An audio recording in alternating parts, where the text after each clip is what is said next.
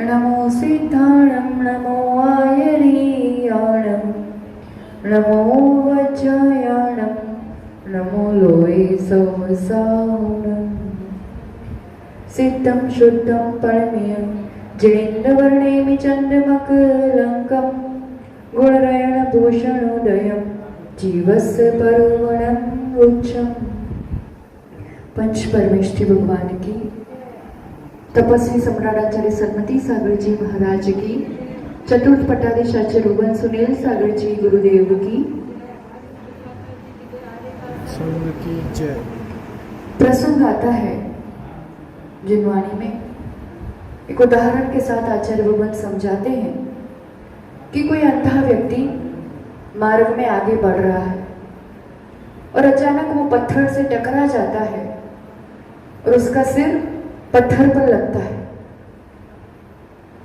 और अचानक से उसकी आंखों की रोशनी आ जाती है, वो ठीक हो जाता है। कदाचित अंदर का कोई ऐसा जो यंत्र होगा उसमें कुछ ठीक हो गया होगा अपने आप। तो कहते हैं कि ऐसा कोई भी अंधा व्यक्ति अगर ऐसे चलते जाए और टकरा जाए और हर अंधा व्यक्ति ऐसे ठीक हो ही जाए, ऐसा कोई जरूरी नहीं है। ये तुक्के वाली बात है कि कदाचित किसी के लिए हो गया। तो ऐसे ही कोई प्राणी और साधारण रूप से सोच लेते हैं कि अपन अंत समय में, मरण के समय में अपन कल्याण कर लेंगे, उस समय परिणाम संभाल लेंगे, अपन अच्छे से समाधि मरण कर लेंगे, अभी तो जो है सो ठीक है।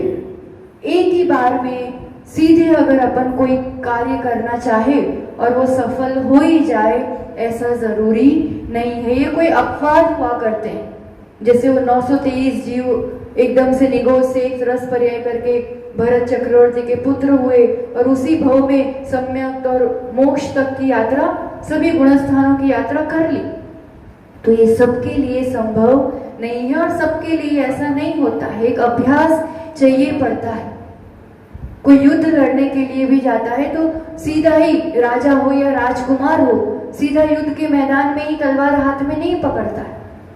वो पहले से ही बचपन से कितने ही अभ्यास करता है, कितने शस्त्रों को चलाना सीखता है और उसमें एक परिपक्वता आने के बाद फिर वो युद्ध में सीधा लड़ने के लिए जाता है और फिर कदाचित विजय प्राप्त होता है। तो ऐसे ही यहाँ पर सीधे ही अपन कोई बड़ी सी विपरीत परिस्थिति में संभल जाएंगे, मुश्किल है। तो बार बार अभ्यास, सीधे ही अपन फाइनल मैच में जाएंगे और किसी के भी सामने 6 मार के आ जाएंगे तो मुश्किल है। रोज रोज नेट प्रैक्टिस करनी पड़ती है। तो यहाँ पर जो ये मोह से मोक्ष की यात्रा हम देख रहे हैं, एक एक कदम, एक एक सीढ़ी ऊपर चढ़ते जा रहे हैं और 1 से 7 गुणस्थान तक की यात्रा अपन ने थोड़ी अच्छे से समझी।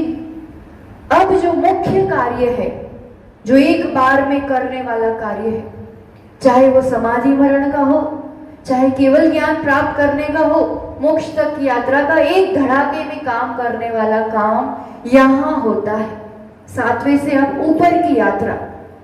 अब 7वें से सीधा जीव कहाँ जाता है?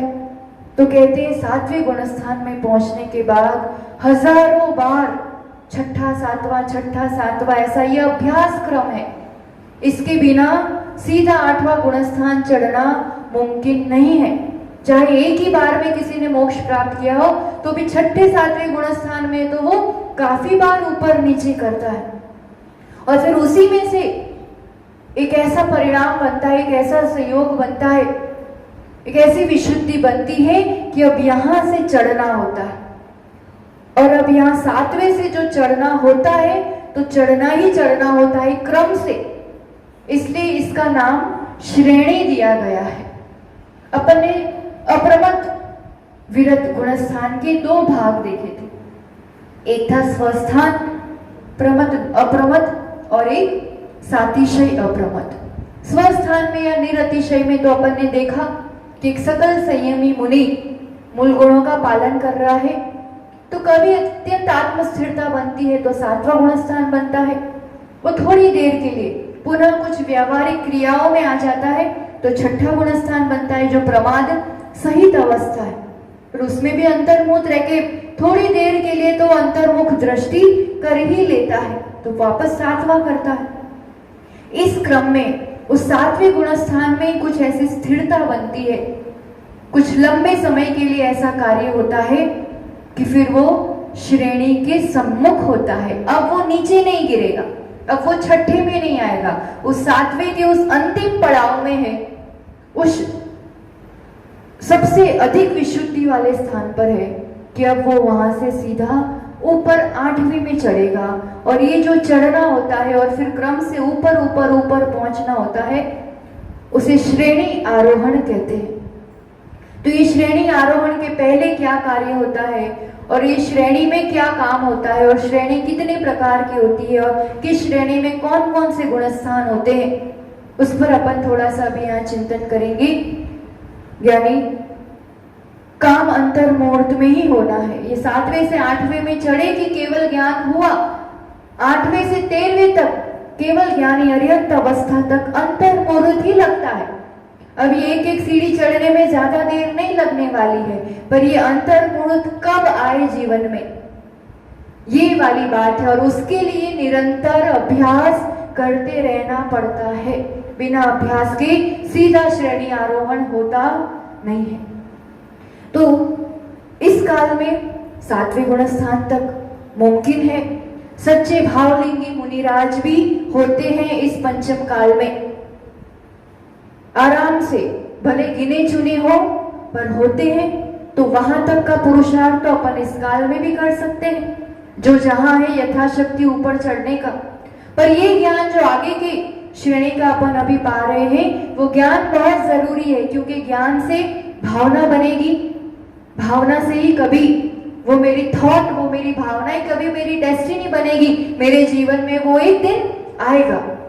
इसलिए इसका अपन ज्ञान प्राप्त करते हैं तो पहले टारगेट क्या है, करना क्या है, तो गुणस्थान जो मोह कर्म के आधार पर एक एक गुणस्थान हो रहा है, बन रहा है। और पहला टारगेट है इस मोहनीय कर्म को ही खत्म करना, जीतना। इसको एक बार कर लिया तो बाकी के कर्मों को जीतना बहुत सहज हो जाता है और वो 2 मिनट का भी काम नहीं। तो इस मोह कर्म की ही अवस्था अपन एक एक देख रहे हैं। तो मोहनीय कर्म की अपेक्षा 2 अवस्था है, एक दर्शन मोहनीय की 7 प्रकृतियां, दर्शन मोह की अपेक्षा या सम्यक दर्शन की अपेक्षा, अनंतानुबंधी 4, मिथ्यात्व, सम्यक मिथ्यात्व और सम्यक प्रकृति। तो इसका काम अलग से होता है और इन प्रकृतियों की वजह से सम्यक दर्शन गुण पर प्रभाव पड़ता है। दूसरा है अप्रत्याख्यानावरण 4, प्रत्याख्यानावरण 4, संज्वलन 4 और 9 कषाय 9, ये 21 प्रकृतियां। अब श्रेणी में क्या काम होता है, तो आचार्य भगवान कह रहे हैं, अपन गाथा से देखते हैं यहाँ पर कि श्रेणी आरोहण में जो 8वें गुणस्थान से जो काम होता है, ये 21 प्रकृतियों पर काम होता है। तो चारित्र मोहनीय की इन 21 प्रकृतियों का या तो उपशम होगा या फिर क्षय होगा। उपशम किसे कहते हैं, हमने देखा अभी तक बहुत बार। उपशम यानी थोड़ी देर के लिए उन कर्म प्रकृतियों के उदय का अभाव कर देना, जैसे वो कर्म है ही नहीं, उस प्रकार की निर्मल अवस्था को प्राप्त करना, थोड़ी देर के लिए दबाना। तो पूरी 21 प्रकृतियों का उपशम होता है, दबाया जाता है। और दूसरा एक पुरुषार्थ होता है जिसमें इन 21 प्रकृतियों को एक एक करके खत्म ही किया जाता है। क्षय, क्षय यानी सत्ता से पूर्ण रूप से क्षय कर देना, खत्म कर देना। वो सत्ता में ही नहीं है, ना वो बंद होना है, ना आगे उस कर्म से कोई काम होना है। तो उसके पहले ये बात जानना जरूरी है कि 7वें गुणस्थान वाला जो जीव है, अप्रमद गुणस्थान वाला, अब वो जो सातिशय वाली अवस्था में है, श्रेणी के सम्मुख है। एक बार गाथा देख लेते हैं, फिर आगे का देखते हैं अपन। जीव कांड में 47 नंबर की गाथा में इस सातिशय अप्रमद गुणस्थान की बात कर रहे हैं और कह रहे हैं, एक विसमोह खौणो समरणिमित्तानिति करणानि तहिं परमं अधापवत्तं कर्णम तू करे दिया पमत्तो। 21 यानी 21 प्रकृतियां मोह की। कौन कौन सी? अप्रत्याख्यानावरण, प्रत्याख्यानावरण, संज्वलन और नौकशाय। उनका क्या करते हैं? या तो खवन यानी क्षय या उपशमन यानी उपशम। किसके माध्यम से होता है ये कार्य? तो कह रहे हैं 3 करण परिणामों से, 3 करण से ये कार्य होता है। कौन कौन से 3 करण? तो यहाँ पर आज अपन आगे से देखेंगे। अधप्रवत करण, अपूर्व करण, 8वां गुण स्थान और अनिवृत्ति करण। 3 करण परिणाम होते हैं। तो उसमें कह रहे पद्मम अधापवत्तम। सबसे पहले है अधाप्रवत, अधकरण या अधप्रवत करण, ऐसा नाम दिया है। तो ये कहाँ होता है? तो कह रहे हैं कर्णम तु करेदी अपमत्तो। जो अप्रमत गुणस्थान है उसका ये जो सातिशय वाला पार्ट है, जो एंड पार्ट है, उसमें जो करण होता है, करण यानी परिणाम, तो उस समय जो परिणाम होते हैं उसका नाम दिया है अधकरण। उससे फिर ऊपर चढ़ना होगा, अपूर्व करण होगा, तो उसको एक गुणस्थान ही दे दिया, वो है 8वां गुणस्थान। उसके आगे करण होता है विशुद्धि बढ़ते हुए, तो अनिवृत्ति करण, तो ये 9वां गुणस्थान ही है अलग से। तो 3 करण में 2 गुणस्थान ही है। तो शुरुआत किससे होती है? अधप्रवत करण से। तो वो अपन पूरा समझेंगे कि 7वें गुणस्थान में जो ये दशा बनती है, जिसमें एंटर करने से, जिसमें प्रवेश करने से, जिस परिणामों को करने से सीधा 8वें में ये जीव श्रेणी चढ़ता है। तो उसके पहले एक अवस्था समझनी जरूरी है कि 7वें गुणस्थान वाला जीव सम्यक दृष्टि भी है और चारित्रवान भी है। दोनों चीज है उस मुनिराज के पास, है ना। तो सम्यक दर्शन कौन सा हो सकता है?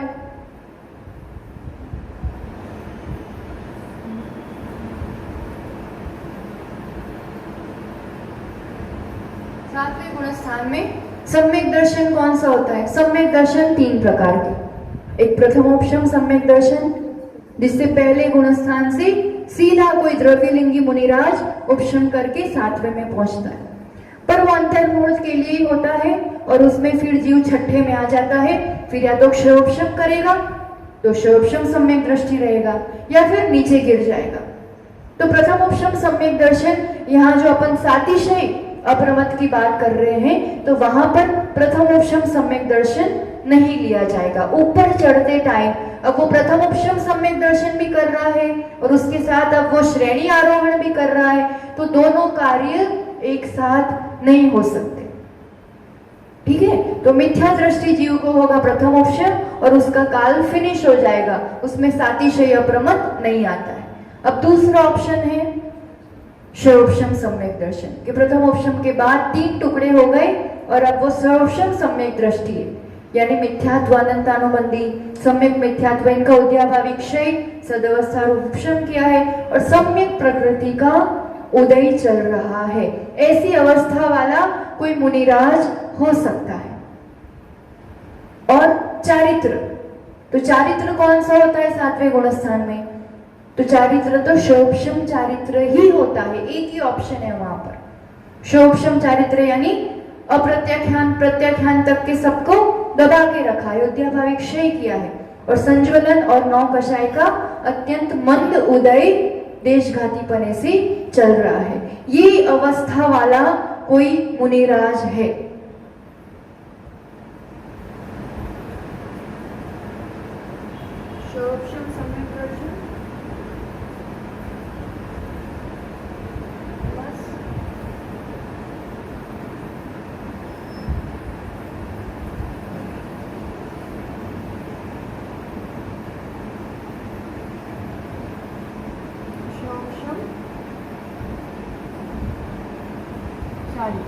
ऐसा कोई जीव है जो इतना पुरुषार्थ कर रहा है कि इन सर्वघाती स्पर्धकों को उदय में नहीं आने दे रहा है, और उस विशुद्धि के कारण ये अवस्था बना के रखी।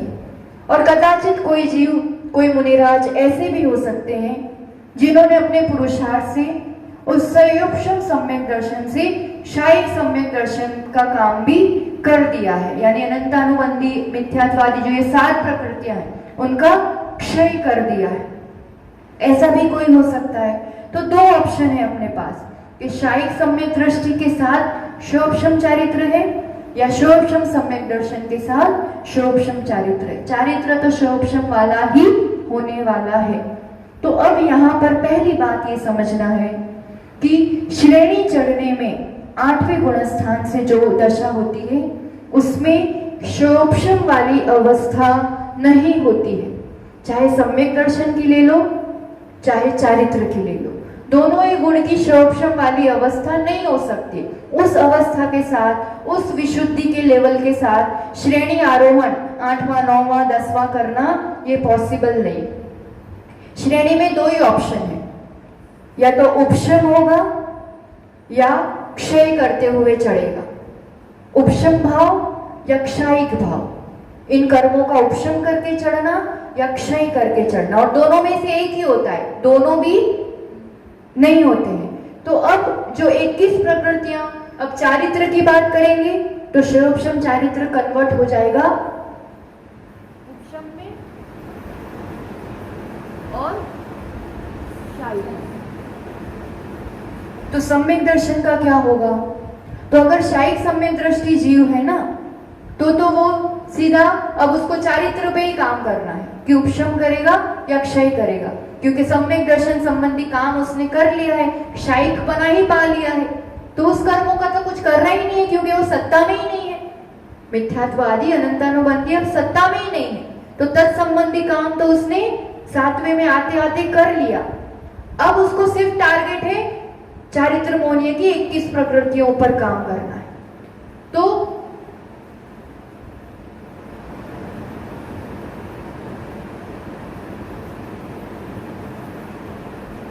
जिसको शायिक सम्यक हो गया है, ठीक है, और शायिक सम्यक के साथ शोभशम चारित्र है, ऐसा शायिक सम्यक दृष्टि मुनिराज अब उसको सिर्फ 21 प्रकृतियों पर काम करना है। तो वो 21 प्रकृतियां जो है चारित्र मोहनीय, कौन सी 21?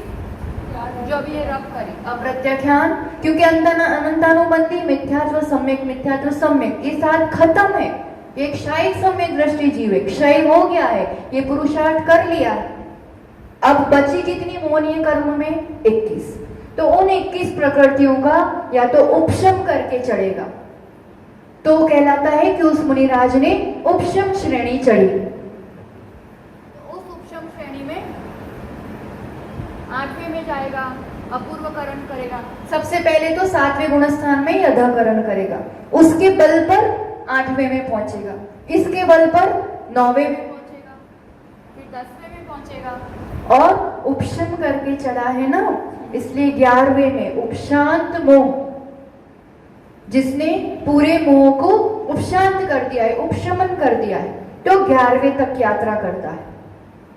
11वें तक जाएगा, और हमने जैसे पहले देखा था कि उपशम सम्यक या उपशम चारित्र, उपशम का अपना मैक्सिमम काल अंतर मुहूर्त होता है, उससे ज्यादा देर आप दबा के नहीं रख सकते। तो 11वें में रहेगा अंतर मुहूर्त के लिए, और उपशमन किया है, सत्ता में सभी कर्म पड़े हैं, खाली उदय का अभाव किया है, तो उपशम करके वो गारंटी से 100% अब नीचे आएगा, गिरेगा वापस 10वां 9वां 8वां 7वां।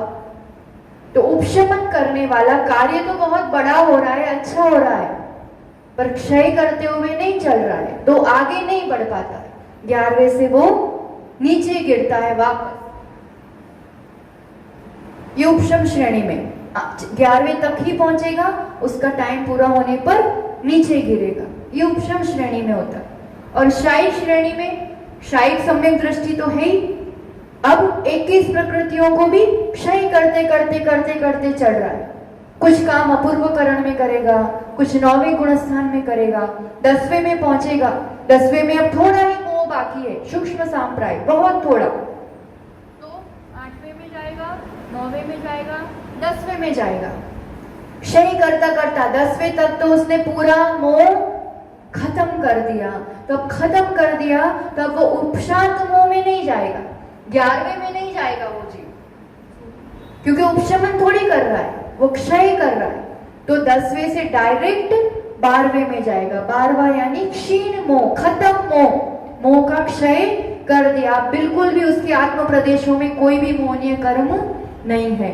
तो ये दो श्रेणी है, दो तरीके से चढ़ना हो सकता है। उपशम श्रेणी चढ़ेगा मतलब 21 प्रकृतियों को उपशमन करते चढ़ रहा है, तो 8, 9, 10, 11 बस, फिर नीचे गिरेगा वापस। अब ये इस गुणस्थान में आएंगे 11वां में, तब देखेंगे कि जीव कहाँ कहाँ जा सकता है, कहाँ तक गिर सकता है। और शायद शपक श्रेणी कर रहा है ना, कर्मों को खत्म कर रहा है। 8, 9, 10, 12 क्षीण मोह हो गया और वो बहुत छोटे अंतर्मोट काल में सीधा केवल ज्ञान को प्राप्त कर लेगा। अब यहाँ से कभी भी गाड़ी रिटर्न नहीं होती है किसी भी जीव की। एक बार क्षय किया, 12वें में पहुंचा, एक ही बार होता है जीवन में ये, और सीधा केवल ज्ञान, आयु पूरी करके मोक्ष। तो ये इंपॉर्टेंट है कि 10वें से सीधा 12वें में जाएगा, 13वां, 14वां और मोक्ष। ये एक ही रास्ता है, इसमें कोई ऑप्शन ही नहीं है, एक ही वे है, एक ही रास्ता है। ठीक है, तो ये तो कोई शायद सम्यक दृष्टि के लिए 7वें गुणस्थान में अधःकरण में ऐसे परिणाम बनाता है। कैसे परिणाम बनाता है कि दो में से एक ऑप्शन चूज करके चढ़ेगा ऊपर। अब कोई शोभशम सम्यक दृष्टि के साथ शोभशम चारित्र वाला जीव है 7वें गुणस्थान, अब उसको श्रेणी चढ़ना है। श्रेणी में दो ही भाव है, उपशम या शायिक। शोभशम वाला भाव असंभव है। तो अब ये जीव क्या करेगा? तो सबसे पहले उसको दर्शन मोह पे काम करना होगा, क्योंकि श्रेणी चढ़ने में तो 21 प्रकृतियों पे ही काम होता है। चारित्र मोह की जो 21 प्रकृति है वही टारगेट में उसी का काम होता है। तो अब ये श्रेणी चढ़ने के पहले जो 7 प्रकृतियां बाकी रही है, क्योंकि शोभशम है अभी, तो 7 प्रकृतियां सत्ता में है, तो पहले उस पर काम करना पड़ेगा। तो अब ये जीव क्या करेगा?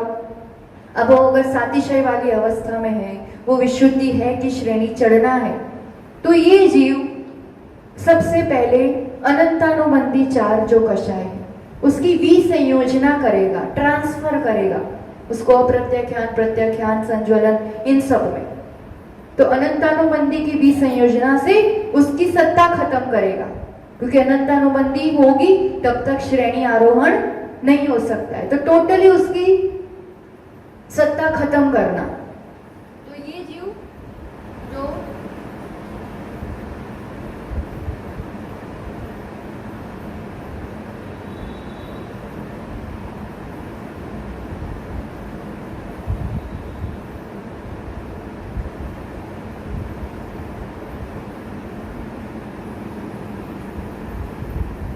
ठीक है, जो सातिशय अप्रमत वाला जीव है 7वें गुणस्थान वाला, और शमिक सम्यक दृष्टि है, तो वो सबसे पहला काम करेगा अनंतानुबंधी 4 कषायों की विसंयोजना, ट्रांसफर कर करके उसकी सत्ता खत्म करना। अब कितने कर्म बचे? 3। ठीक, मिथ्यात्व, सम्यक मिथ्यात्व और सम्यक अनंतानुबंधी का काम कर लिया। अब ये 3 जो बचे हैं, अब इसमें 2 ऑप्शन है। उपशम करेगा तीनों का, तो द्वितीय उपशम सम्यक दर्शन कहलाता है। जो पहले मिथ्या दृष्टि ने किया था वो प्रथमोपशम सम्यक दर्शन था। अब अनंतानुबंधी तो नहीं रही, पर 3 जो बची उसका उपशमन करके ऊपर चढ़ेगा। ठीक है, तो वो द्वितीय उपशम सम्यक दर्शन कहलाएगा।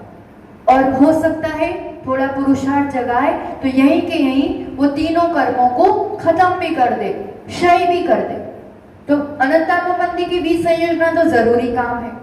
इन दोनों के बाद 3 ही कर्म जो बचते हैं, जिनका या तो क्षय करेगा या उपशम करेगा।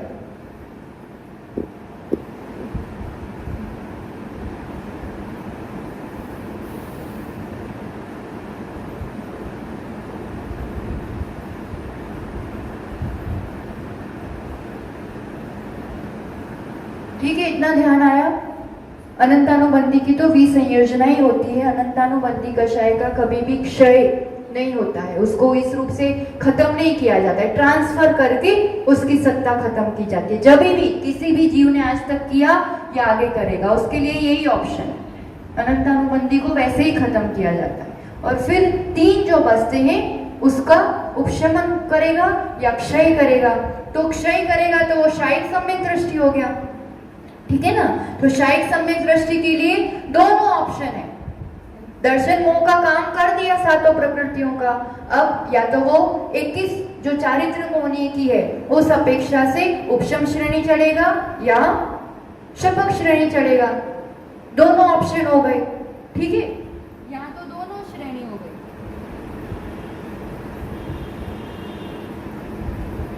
और कोई द्वितीय उपशम सम्यक वाला जीव है यानी मिथ्यात्वादी, ये तीन को भी वो दबा के चल रहा है, तो अब इसको ही दबा रहा है ना। अभी तो दर्शन मोहनी को ही खत्म नहीं किया है, खाली दबा रहा है।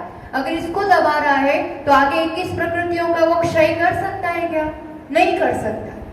सबसे पहले मिथ्यात्व को ही खत्म करना पड़ता है, उसके बाद ही मोहनिया की बाकी कोई भी कर्म प्रकृतियों का क्षय संभव है। अभी इन्हीं को तो अभी दबाया है, इसका ही उदय का अभाव क्या अभी सत्ता में पड़ी है, तो बाकी 21 प्रकृतियों का भी वो क्षय नहीं कर सकता, वो शपक श्रेणी नहीं चढ़ सकता है। द्वितीय उपशम सम्यक दर्शन करने वाला उस उपशम को करके श्रेणी चढ़ने वाला नियम से उपशम श्रेणी ही चढ़ेगा। उसके पास एक ही ऑप्शन है, क्योंकि उसने दर्शन मोहनी का ही उपशम किया है, तो चारित्र मोहनीय का भी वो उपशम ही कर सकता है, वो शपक श्रेणी नहीं चढ़ सकता है।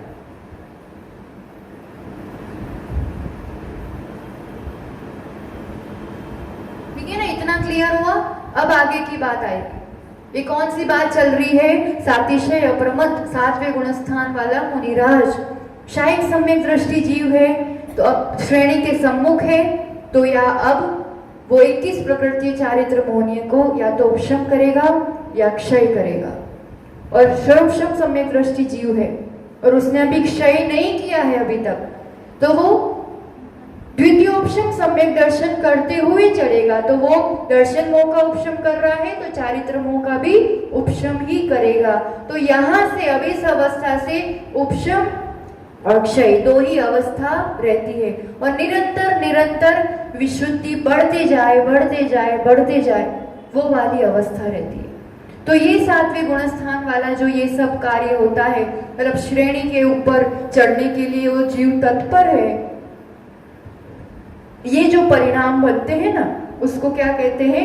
अधःकरण।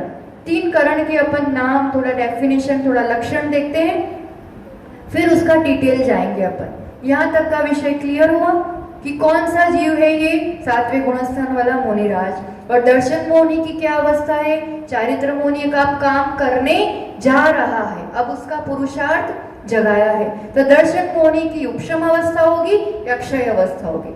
इन दोनों की ये अवस्था होगी तो आगे भी फिर उपशम और क्षय के साथ चढ़ेगा, क्षयोपशम के साथ श्रेणी आरोहण नहीं होता है। ठीक, अब 3 करण देखते हैं अपन।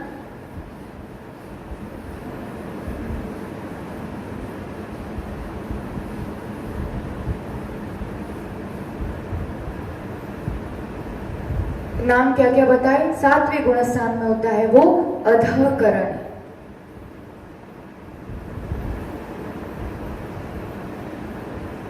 इससे जो ऊपर चढ़ता है 8वें में पहुंचता है, तो 8वां गुणस्थान कौन सा है? अपूर्वकरण। और इसके आगे 9वां चढ़ेगा, या क्रम से ही चढ़ना होता है। अनिवृत्तिकरण। करण मतलब परिणाम, तो ये परिणामों के आधार पर एक एक अवस्था बनाई है जीव की, बढ़ती हुई चढ़ती हुई अवस्था। तो क्या बढ़ रहा है उसमें? विशुद्धि बढ़ती जा रही है, अनंत गुनी एक एक समय में विशुद्धि, यानी कषायों को मंद करते जाना। अब यहाँ उसके हाथ में करोट है, मान लो एक ऐसा बड़ा पैना चाकू, जिससे वो अब क्षय करने को या उपशम करने को तैयार है। अब खत्म करना है ना मोह को, तो मोह को खत्म करने का काम मेरे ही अपने कर्म है, मेरी ही सत्ता में है, पर इसका काम किसके आधार पर होता है? विशुद्धि। विशुद्धि बढ़ना यानी कषाय कम होते जाना। कषाय जितनी छिलते जाएंगे छिलते जाएंगे छिलते जाएंगे, मंद मंद मंद होती जाएगी। उसका मंद होना यानी क्या मंद होना? अनुभाव शक्ति कम होते जाना, क्योंकि प्रकृति तो जो है वो है प्रदेश से कोई बहुत ज्यादा फर्क नहीं पड़ता है, जो है सब कार्य स्थिति और अनुभाग का है।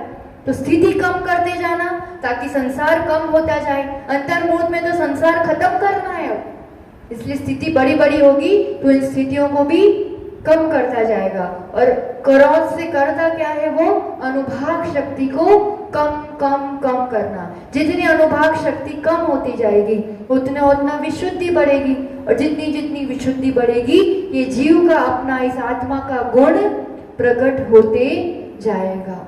ये पूरा कार्य करना है इस श्रेणी में, ठीक है।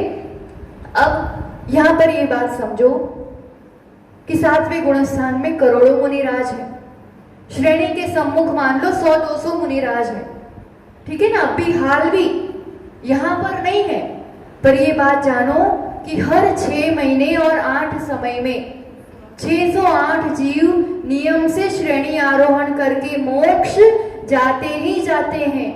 अभी यहाँ इस काल में इस भरत क्षेत्र में नहीं है, पर विदेश क्षेत्र से तो द्वार खुला ही है। आज इस घड़ी जब आप सुन रहे हो सकता है उस घड़ी भी कोई मुनि श्रेणी आरोहण कर रहा है, शपथ श्रेणी चढ़ रहा है और मोक्ष की ओर फटाफट गमन कर रहा है। तो ये नियम है कि हर 6 महीने 8 समय में 608 जीव मोक्ष प्राप्त करते हैं।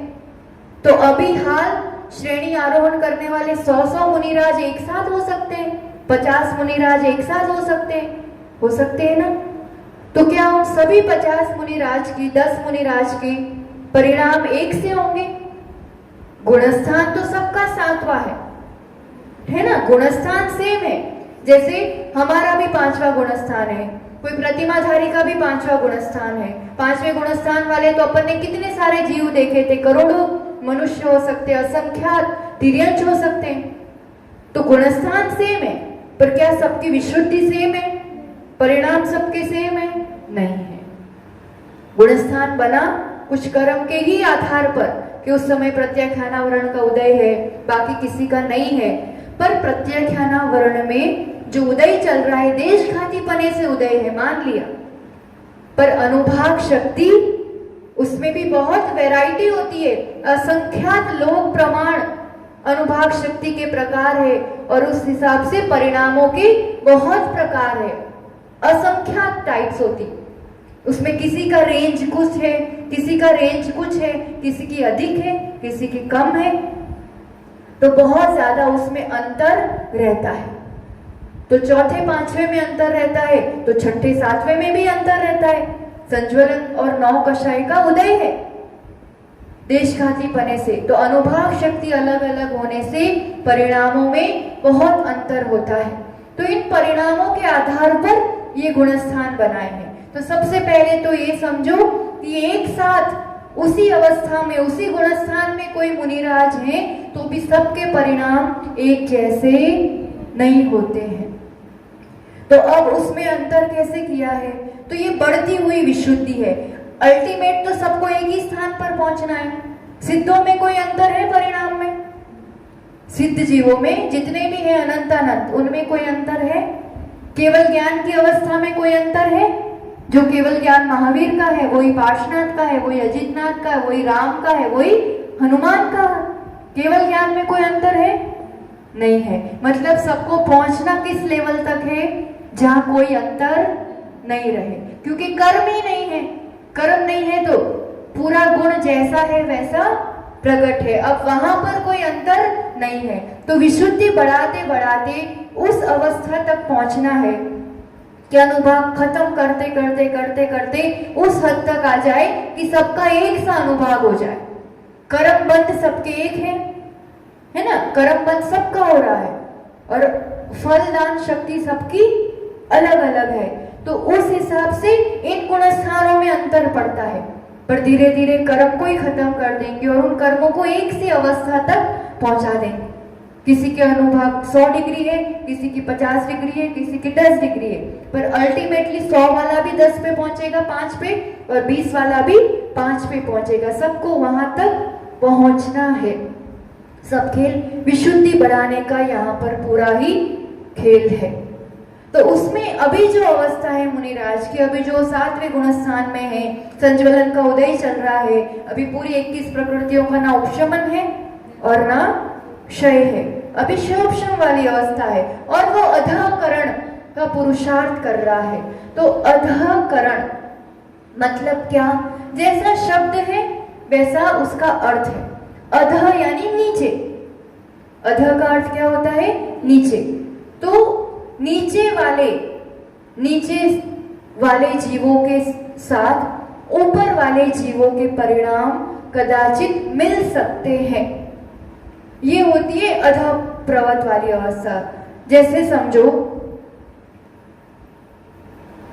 कि आप शिखर जी का पहाड़ चढ़ रहे हैं, ठीक है ना, आप 10-15 लोग हैं या मुनिराज विहार कर रहे हैं, किसी भी चीज पे घटा देना इसको, और आपने एग्जैक्ट 4 बजे आपने 4 जनों ने शुरू किया चढ़ना, ठीक है, 4 बजे सबने शुरू किया चढ़ना और पीछे जो 2 जने थे, 4 जने थे, उन्होंने 4:05 के उस समय में चढ़ना शुरू किया।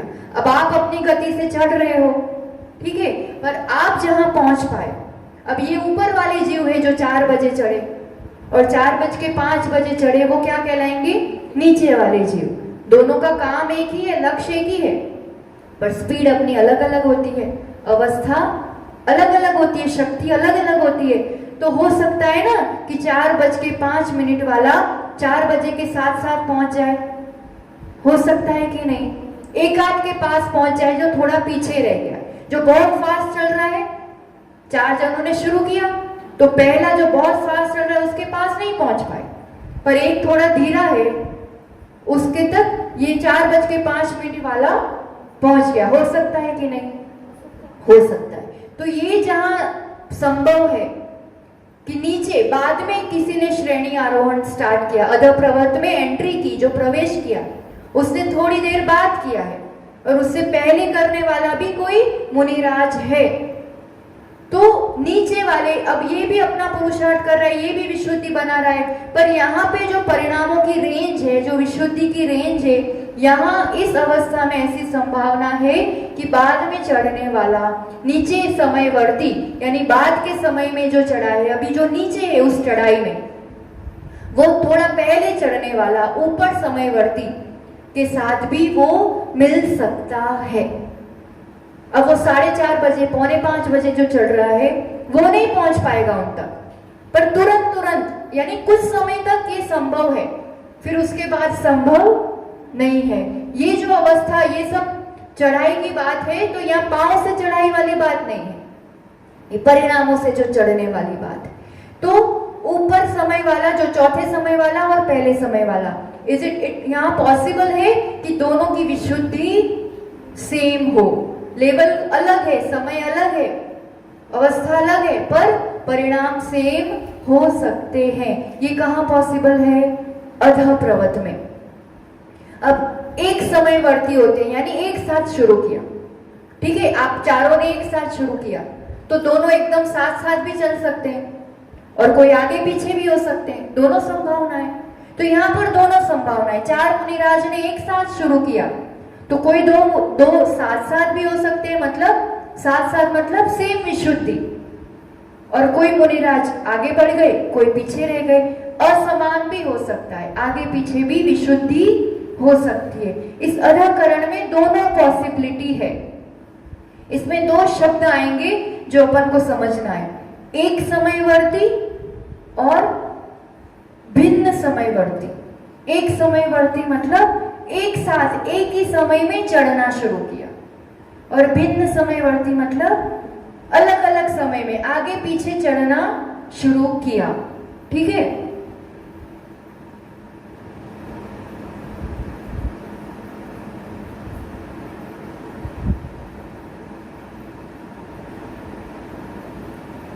क्या बोला हमने? समान।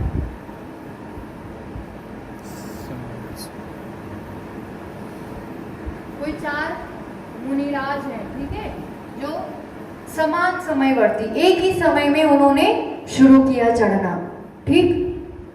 तो एक समय में शुरू किया, तो अब उनमें किसी के परिणाम समान भी हो सकते हैं और असमान भी हो सकते। यहाँ पर एक समय, तो एक समयवर्ती में इस अधकरण में क्या है, समान भी हो सकते हैं और भिन्न परिणाम भी हो सकते हैं। सब मुनिराज के एक से परिणाम होंगे जरूरी नहीं है। विशुद्धि आगे पीछे भी हो सकती है, भिन्न भी हो सकता है और एकदम सेम विशुद्धि चले ऐसा भी हो सकता है, समान भी हो सकता है। ठीक है, एक समयवर्ती में एक साथ चढ़ाई की है, अब भिन्न समयवर्ती में अभी आगे पीछे है, आगे पीछे होने के बावजूद भी ऐसा हो सकता है कि कोई नीचे वाला और कोई ऊपर वाला दोनों के परिणाम सेम है। तो यहाँ भी समान भी होगा और भिन्न भी होगा। ये अवस्था जहां तक रहती है ये कहलाती है अधःकरण। अब प्रति समय विशुद्धि बढ़ती जा रही है, बढ़ती जा रही है, बढ़ती जा रही है और उसके बल पर, उस ताकत से अब वो जीव थोड़ा छोटा अंतर्मुख इसमें रहा और अब उसने कहाँ पहुंच गया, वो अपूर्वकरण। नाम जैसा है अपूर्व, जो पहले कभी भी नहीं हुए हैं ऐसे परिणाम अब इस जीव के होते हैं। अब उस विशुद्धि के लेवल पर पहुंचा है जो आज तक नहीं प्राप्त किया था। अपूर्व, पूर्व में कभी भी नहीं हुए थे ऐसे परिणाम। अब इसमें भी किसी ने एक साथ एंटर किया, ठीक है ना, तो अब इसमें विशुद्धि का लेवल ऐसा है कि एक समय में मैंने शुरू किया, अगली 2 मिनट बाद आपने किया, उसके 2 मिनट बाद किसी और ने किया, मुनिराज की बातें करते गए, तो अब अपूर्व अपूर्व अपूर्व परिणाम, इस समय में जो परिणाम है उससे अगले समय में कैसे परिणाम होंगे, अपूर्व, जो पहले थे ही नहीं उसके अगले समय में अपूर्व परिणाम। अब यहाँ नीचे वाला ऊपर को क्रॉस कर ही नहीं सकता, ऊपर तक पहुंच ही नहीं सकता है। जैसे जिसने 4 बजे शुरू किया और जिसने 4:01 में शुरू किया, तो इन दोनों का लेवल अलग ही होगा। अब ऊपर वाले के परिणाम और नीचे वाले के परिणाम एक से जैसे नहीं हो सकते हैं, अपूर्व अपूर्व अपूर्व ही होंगे। जिसका ये है, अब वो चढ़ाई अपने हिसाब से करेगा, पहले वाला है वो चढ़ाई अपने हिसाब से अपनी शक्ति से करेगा, पर दोनों जो भिन्न समयवर्ती है, अलग अलग समय पे जिसने चढ़ना शुरू किया है, वो नीचे वाला ऊपर वाले के समान कभी भी नहीं पहुंचता है। इसके अपने हिसाब से, इसके अपने हिसाब से, ऊपर वाले की बढ़ती हुई विशुद्धि। तो यहाँ क्या हो गया, जो भिन्न समयवर्ती है ना उसमें परिणाम भिन्न ही होंगे। नीचे वाले की अपनी विशुद्धि, ऊपर वाले की अपनी बढ़ती हुई विशुद्धि, नीचे और ऊपर वाले समान नहीं हो सकते, भिन्न ही होंगे। और यहाँ पर एक ही समय में कोई चढ़े, 4 मुनिराज एक साथ चढ़े, तो अब अपूर्वकरण है, तो यहाँ पर नए नए परिणाम तो होंगे, पर हो सकता है 2 मुनिराज को एकदम सेम परिणाम हो रहे हैं, और किसी को ऐसा हो सकता है कि किसी को ज्यादा है, दूसरे को कम है। कम होगा पर नीचे वाले जैसा नहीं, चढ़े तो एक समय में है तो समान भी हो सकते हैं और भिन्न परिणाम भी हो सकते हैं। इस विषय को और अपन और डिटेल में पूरे अंक दृष्टि के साथ देखेंगे, पर इस रूप से आगे बढ़ते हैं। और यहाँ तो इस रूप से भी भिन्नता है, अनिवृत्तिकरण। और आगे बढ़ेंगे ना तो निवृत्ति मतलब भेद, अनिवृत्तिकरण, अब परिणामों में कोई भेद नहीं है, एक लेवल पर पहुंच गए। अब उसमें जितने भी मुनिराज हैं, जिस समय में हैं, सबके एक से परिणाम होंगे। तो ये पुरुषार्थ से अपन ऐसे आगे बढ़ रहे हैं। पहले भिन्नता है, ऊपर वाला नीचे वाला मिल सकता है, फिर दूसरे में ऊपर ऊपर बढ़ते ही जाएगा, बढ़ते ही जाएगा, और करते करते सब एक लेवल पे, एक समान परिणाम में, जहाँ कोई भेद नहीं है, उस अवस्था तक 9वें गुणस्थान में पहुंचते हैं। और इस 9वें गुणस्थान तक ही उपशम का या क्षय का कार्य हो जाता है। दबाना है तो पूरी 21 प्रकृतियों को दबाना, या क्षय करना है तो भी ये पूरा काम ये 9वें तक हो जाता है। तो बार बार हमें अब इस अधःकरण को, अपूर्वकरण को और डिटेल में समझेंगे। एक सामान्य भूमिका बनाई है कि इसमें होता क्या है और किस किस रूप से, ये हमें पता नहीं चलता है। जब अपन श्रेणी चढ़ेंगे तब तो अपन अपने आत्म ध्यान में लीन होंगे और अंदर ये कार्य अपने आप होता जाता है। कोई मुझे बैठ के एक एक क्षय नहीं करना है, एक एक दबाना नहीं है। परिणामों के बल पर अंदर में ये काम आत्म प्रदेशों में खुद ही होता है, पर उस विशुद्धि को बढ़ाने का काम तो आत्मा ही करती है, ये जीव ही करता है। तो निरंतर बार बार ये भावना भाते रहे कि हम इस अवस्था तक ये मेरा निज आत्मा पहुंच पाए। पंक्तियों के साथ आज की बात को विराम देंगे। अपूर्व अवसर एवो क्या रे आवशे, क्या रे थैशो बाह्यांतर निर्ग्रंथ जो, सर्व संबंधनु बंधन तीक्ष्ण छेदिने, विचरसु कहो महत पुरुष ने पंथ जो, अपूर्व अवसर एवो क्या रे आवशे। ये अपूर्व अवसर आना चाहिए कि इन महान पुरुषों के पथ पर अपन चल सके, बाह्य से और अंतरंग से वो निर्गत अवस्था प्राप्त कर सके और सभी संबंधों का, सभी कर्मों का बंधन तीक्ष्ण कर सके, छेद सके। बार बार ये भावना, सब कुछ कर लिया संसार में, कुछ बाकी नहीं है, बस इस गुणस्थान तक पहुंचना बाकी है, ये श्रेणी आरोहण बाकी है। तो उसका कार्य हो, ऐसी भावना बार बार हम बांधते हुए कि वो अपूर्व अवसर हमारे जीवन में भी आए, एक अपूर्व करण हमारे जीवन में भी आए। इसी दिव्य मंगल भावना के साथ जय बोलो आचार्य बन सुनील सागर जी गुरुदेव की। वाणी के ज्ञान से सूझे लोकालोक, सो वाणी मस्तक नमो सदा देत हूँ दो। हे जिनवाणी भारती तो हे जपो दिन रैन, जो तेरा शरण रहे सो पावे सुख चैन। 9 बार नमोकार। द्वादशांग में जिनवाणी माता की जय। आचार्य बन सुनील सागर जी गुरुदेव की जय।